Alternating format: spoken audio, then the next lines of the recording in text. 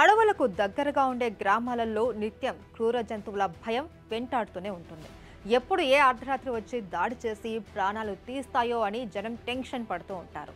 అటవీ శాఖ అధికారులు ఎంతగా చర్యలు తీసుకున్నా అప్పుడప్పుడు క్రూర జంతువులు గ్రామాలపై దాడులు చేసి పశువుల్ని చంపేస్తూ ఉంటాయి. తాజాగా ఆదిలాబాద్ జిల్లా తలమడుగు మండలం కుచిలాపూర్ శివార్లో చిరుతపులి సంచారం కలకలం రేపుతుంది.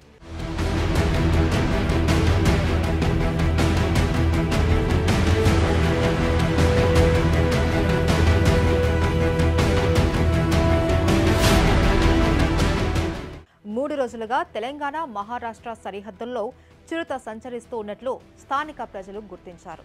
దీంతో అటవీ శాఖ సిబ్బందికి సమాచారం ఇవ్వడంతో అధికారులు అలర్ట్ అయ్యారు. ఈ మధ్యే అటవీ శాఖ అధికారులు బిగించిన ట్రాప్ కెమెరాల్లో చిరుత చిక్కింది.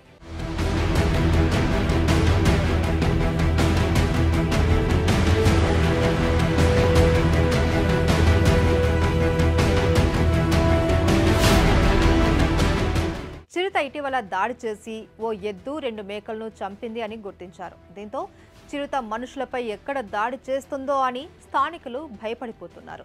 చీకటి పడ్డాక దేవుడెరుగు, పగలు కూడా బయట తిరగాలంటేనే జనం టెన్షన్ పడుతున్నారు. చిన్న పిల్లలను ఆడుకోవడానికి కూడా తల్లిదండ్రులు బయటికి పంపడం లేదు.